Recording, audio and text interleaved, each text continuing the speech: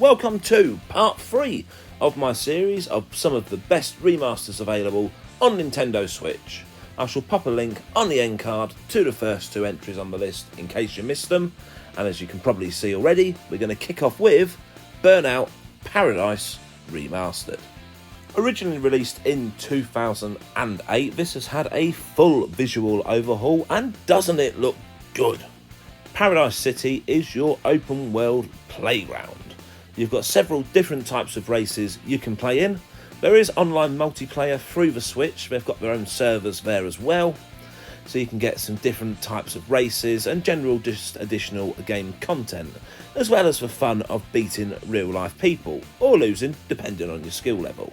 This is easily, in my opinion, one of the best looking racing games on the Switch, and I genuinely think it makes a good case for there being some more, because apart from a couple of rally titles which look superb, I can't think of any other realistic looking ones. Perhaps on the Switch 2 we'll get a better library of realistic racing games. Until then, if you've not played this one, give it a go.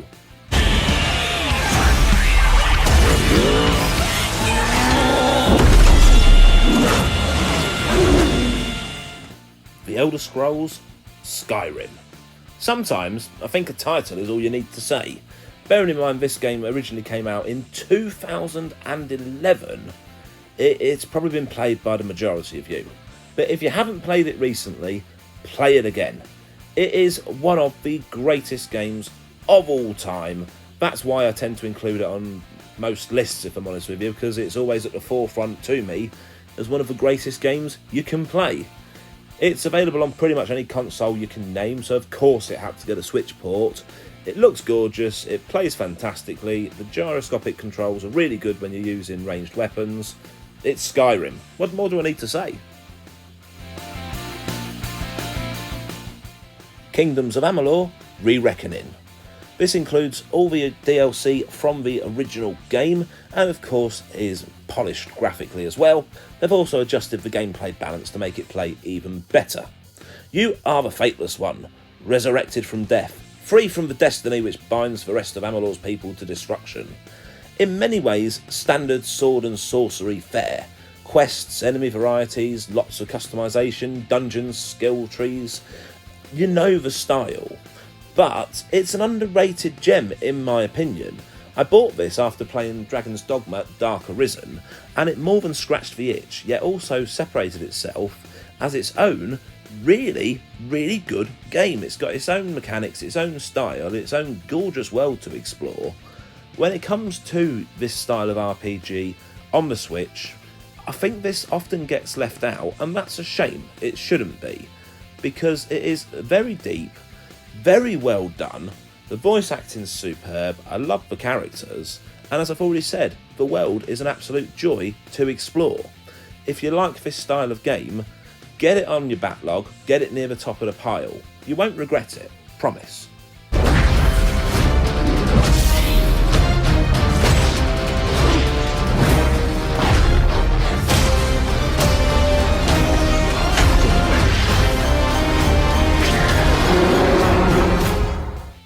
The World Ends With You Final Remix. This was originally a Nintendo DS game, and it had a very innovative combat system where you had 2 separate battles with 2 separate people at the same time, one on each of the dual screens.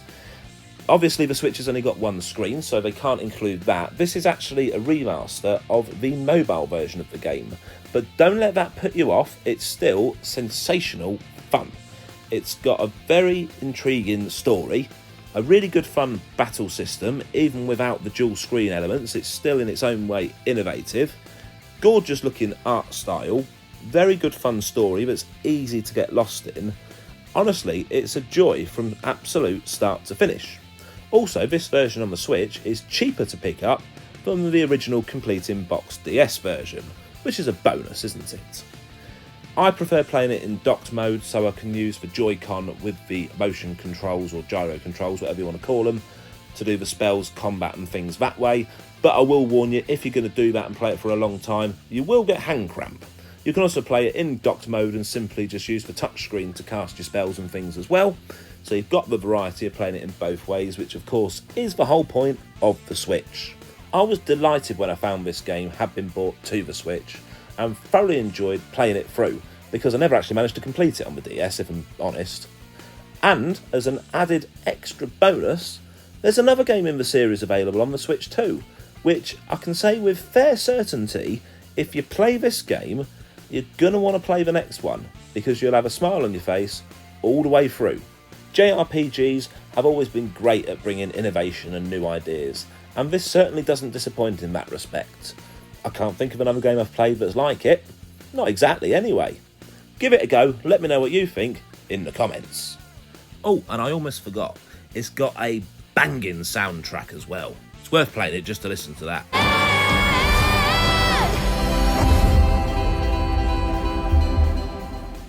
Sonic Colors Ultimate. Definitely one of the better entries in the Blue Blurs franchise.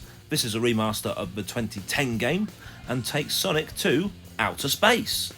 He is there to save the Wisps, an alien race that have been enslaved by, you guessed it, Dr. Robotnik. No, I'm not calling him Eggman, he's Dr. Robotnik. It takes place on 5 different planets chained together and made by Robotnik into an outer space amusement park. The idea is to complete all 6 levels plus the 7th boss level on each planet and destroy the power core at the centre. You've got a good amount of game here actually, it lasts a real good amount of time, especially for a Sonic game. The boss fights are an absolute blast, and as you can see from the footage, it takes you between 2D Sonic and 3D Sonic. So whether you like the newer 3D style or you're a die-hard 2D Sonic fan, you've got the best of both worlds here. What more could you ask for?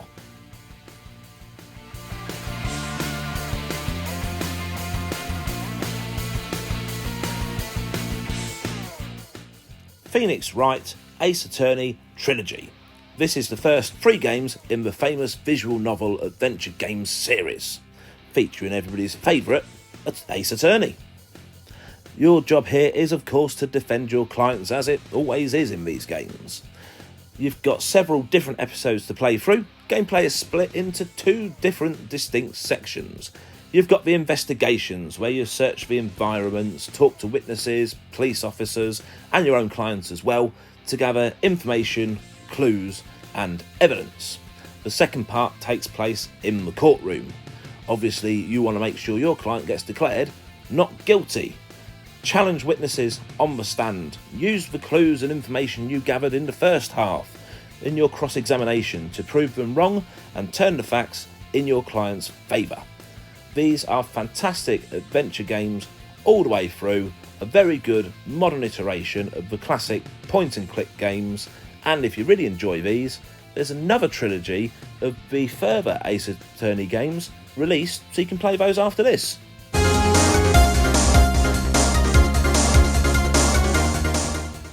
Ghost Trick Phantom Detective.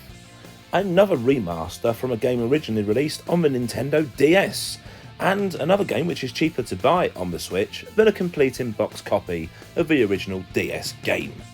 It's a 2010 puzzle adventure game by Capcom. You are an amnesiac ghost with supernatural powers, desperate to rediscover your identity and how you died. Solve environmental puzzles, interact with an eclectic group of characters, find the truth of what happened to you all in one night. Gameplay is in 2 sections. You've got gathering info, done through navigating through the city, and saving lives by travelling back in time. It's definitely quirky, it's definitely its own thing. It's also very engaging and gripping from start to finish with its absolutely superb story. If you like adventure games, if you like point and click style games, definitely one not to miss.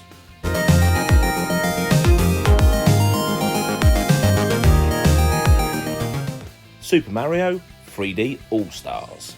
A collection of games most famous for the fact it was only released for a small amount of time, and now to get a copy, even second-hand, is rather expensive. That said, there is absolutely no denying that you have got 3 of Mario's best 3D adventures here.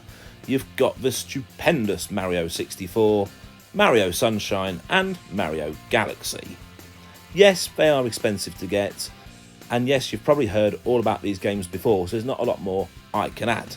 All I would say to you is, don't get ripped off and go paying over £100 for them, but if you do ever get the opportunity to pick it up for a reasonable price, do so. And keep it, because they're still absolute fun to play through. They've had a little bit of a layer of polish, not as much as they could have had, but enough. And these are some of Mario's best classic 3D adventures ever. We will all, of course, have our own opinion on Mario's best 3D adventure. For me personally, it's been Mario 64 for a long time until I played Mario Odyssey on the Switch. That has now become my #1 Mario game, but it's definitely still worth playing through. Galaxy's still an absolute riot. Sunshine's not everybody's favourite, but I don't think there's anything wrong with it. I still think it's a hoot as well. If you do get a chance to pick it up, do so. Just don't get ripped off.